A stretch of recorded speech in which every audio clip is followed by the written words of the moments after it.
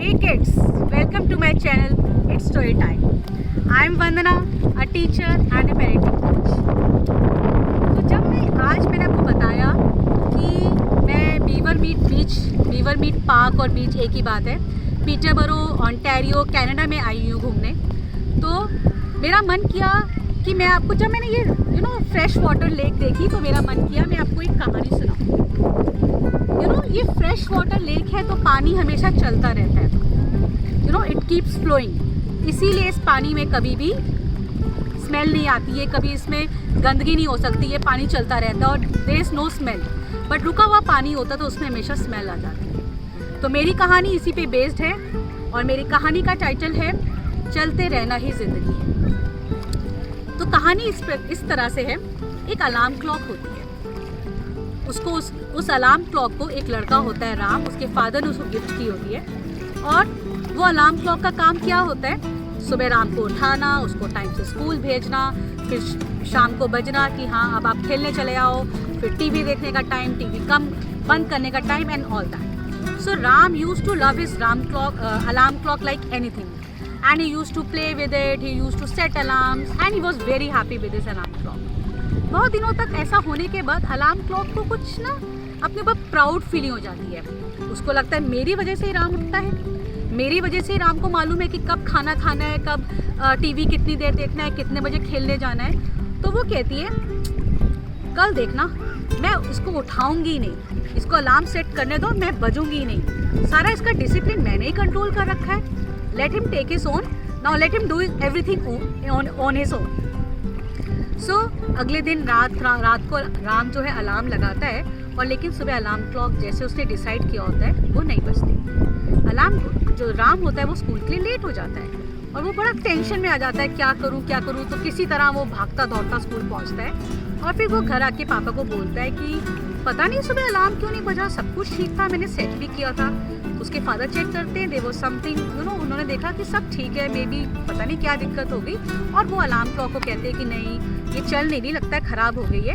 And he kept the alarm clock in the store. Alarm clock जो इतने beautiful room में, जो राम के रूम में थी, रोज उसकी डस्टिंग होती थी, इतने सुंदर रूम में थी, इतने लाइटेड रूम में थी, अब एक स्टोर रूम, एक डार्क स्टोर रूम में चलेगी जहाँ डस्ट ही डस्ट है, जस्ट बिकॉज शी डिसाइडेड कि मैं अपना काम नहीं करूँगी, मैं काम करके थक गई। अब राम को तो उसके फादर नई अलार्म क्लॉक ला के दे देते हैं, लेकिन अलार्म क्लॉक वहाँ रहकर अब रिपेंट कर रही है, पछता रही है, ये मैंने क्या कर लिया, अच्छी खासी लाइफ थी मेरी, राम मेरे साथ खेलता था, मुझे सहलाता था, मुझे प्यार करता था, and what have I done to myself. So कुछ दिनों के बाद राम के फादर सोचते, उसकी मदर बोलती है राम की कि आप थोड़ा स्टोर रूम की सफाई वगैरह कराइए। तो राम के फादर जाते हैं, स्टोर रूम की सफाई वगैरह करते हैं और वो अलार्म क्लॉक देखते हैं, सोचते हैं अभी तक ये यही है, मैंने इसको दिया नहीं अभी तक स्क्रैप बायर को, कबाड़ी वाला। तो वो सोचते हैं कि इसको वहाँ देकर आऊँ।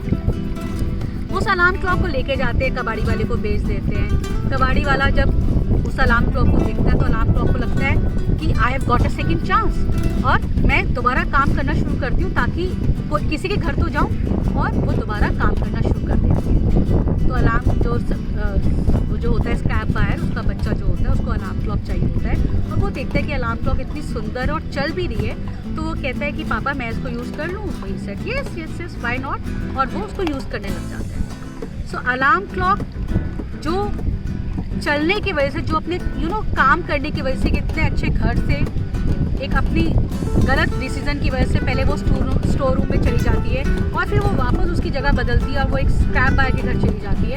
तो did you understand this journey of alarm clock? Just because alarm clock decided कि नहीं अब मैं चलते चलते थक गई हूँ, मैं और काम नहीं करूँगी, और उसको प्राउड हो जाता है कि मेरी वजह से ये घर चल रहा है, वो काम करना बंद कर देती है, तो उसकी अपनी लाइफ कितनी ख़त्म हो जाती है। Nobody gives it any value. It becomes without it, it had no value. It became worthless. So that is what I want to tell you, that this story teaches us that चलते रहना ही ज़िंदगी है। ये ज़िंदगी में हम थक जाते हैं, कई बार बहुत परेशान हो जाते हैं, that is okay, that is life.